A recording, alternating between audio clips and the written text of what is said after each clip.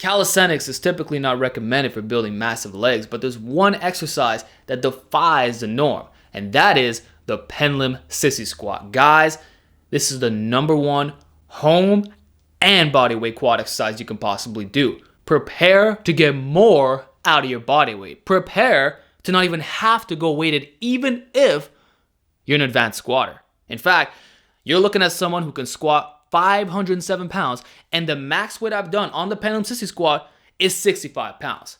Now, could I go a bit more? Possibly, but that's besides the point. And in reality, my form is much cleaner when I drop my ego, and it'll be the same for you.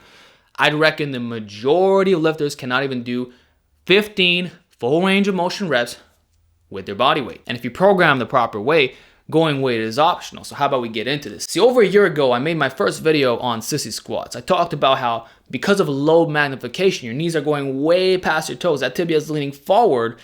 That provides a similar training stimulus to the quadriceps as squatting somewhere in the 200s, assuming you weigh 200 pounds as well. And I mentioned how because you're leaning back, it's essentially a body weight leg extension. You are engaging the rectus femoris in the length position. So you're getting that weighted stretch. And the bottom is the most difficult part of the lift. And the more you lean back, the better. That said, it immediately became obvious that if you have nothing to support yourself on, you would simply fall over. There's a tremendous coordination element, thereby reducing force production. And so the only logical fix was grabbing onto a power rack or anything that is heavy and stable. So I usually did it 2 arms at the same time, leaning back while wearing a weighted vest or having a plate on my chest. And then I even show you the cable sissy squats. And that served me well for a long time. You'll even see this in some of my workout videos, right? But I always noticed there was an incentive to cheat. It was very difficult to standardize the repetitions because you don't know how much of that Hatfield squat effect you're getting. See, because the strength curve is so intense in that lengthened position, the weight jumps scale in a weird way.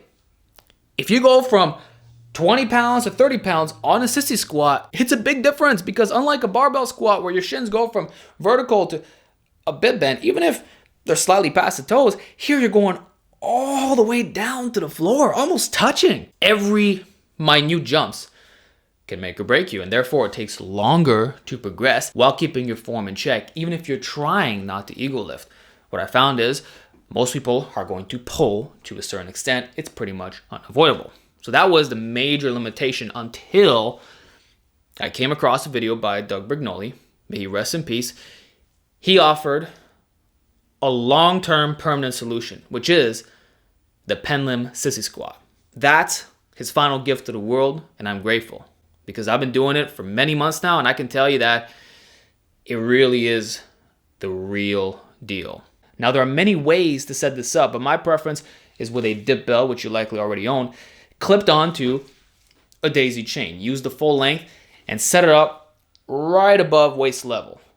Keep in mind, the higher you go, the easier the exercise becomes. So if it's too hard right now, start high and gradually lower till you're at that perfect diagonal angle where it's not pointing straight up towards the ceiling or to the floor. Now, once you're clipped in, stand back until the daisy chain is fully tight. There's no slack. Extend those hips, lean back, and bring that tibia way forward. The most extreme ROM you could do is with your head touching the floor. That is not necessary, but know that it is a variation. So you're just doing limbo while squatting simultaneously. The less you lean back, the less rec fem it's going to be. And that's the part of the quad that gets shut off when you do back squats because you're simultaneously involving the posterior chain. So for general mass, similar to a traditional pendulum squat machine, you can be more upright and you'll be able to go a lot heavier, obviously. Whereas if your quads were already overloaded as a whole, then maybe consider leaning back a bit more. Doesn't have to be all the way to the end, but somewhere in between as opposed to being more upright. Otherwise, it kind of resembles a deep knee bend. So it has to be a sissy squat. Now, what's great is you can lean back all the way without your hands.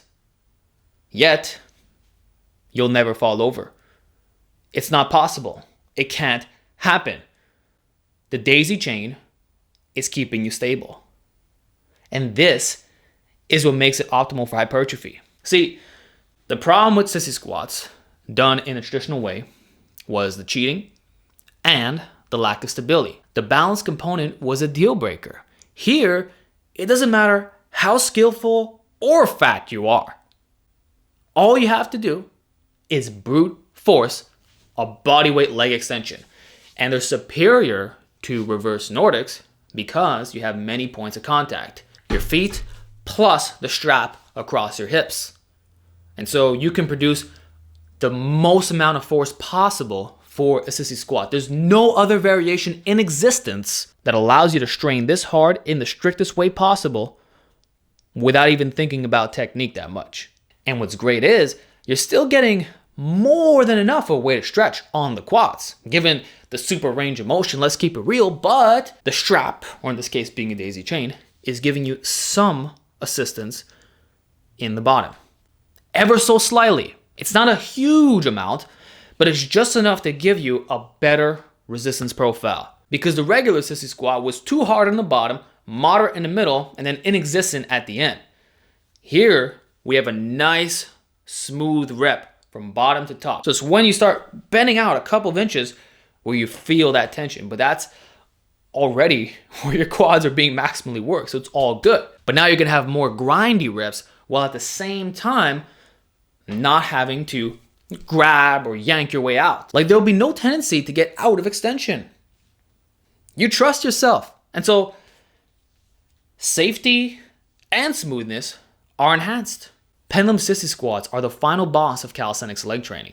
Not only are they brutally effective, but you also save thousands of dollars. Easy to set up, doesn't require any space, and you don't even have to do leg extensions. So for all the home gym guys, this is gonna be right up your alley. And we know from looking at studies on leg extensions that partials in the lengthened position beat the squeezes at the top.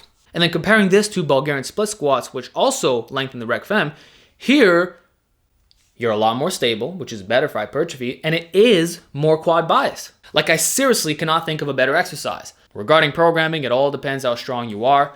For me, I like ending my leg workouts with pendulum sissy squats. So I'll begin with a barbell back squat of some kind, a belt squat, then these. This way I'm already pre-exhausted and I can stick to the 12 to 15 rep range, full range of motion, not even requiring weight. So if I do add, it'll be no more than around 25 pounds or so, which is surprisingly easy to set up. You either rest it on the belt or just grab on. Like I said before, you can trust that you're not gonna fall over. So I do those 3 exercises, which is all quad buys. And then for the posterior chain, I'll hit good mornings or RDLs, a cable leg curl, and a reverse hyperextension or regular hyperextension. So I got 6 exercises in total, all with different resistance profiles and blend perfectly for my needs. So that's how I do it. As someone who has a strong squat, but if you find that these are already too hard, then they can literally be a primary exercise or even secondary. So if you're doing back squats at the start and then this right after, go right ahead. Or heck, if you really want to be bold, you can technically do these exclusively, but then make sure you go hard on the posterior chain. Otherwise, you're going to have no meat back there. It's just going to be in your quads. And even then, I don't think it's a good idea to eliminate your axial loaded motions completely, or at least do a leg press or a hack squat. So to me, at best, it's a secondary exercise. But if I'm to base this purely off physics and being theoretical, we can say it's a primary. So have fun experimenting. Pendulum sissy squats will actually strengthen your knees. Just check out knees over toes guy. You're building that low joint angle strength, developing the ligaments, doesn't load your back, less compressive forces. To me, it's a no-brainer for quad hypertrophy. So enjoy, let me know how you like it, and I'll see you all in the next video.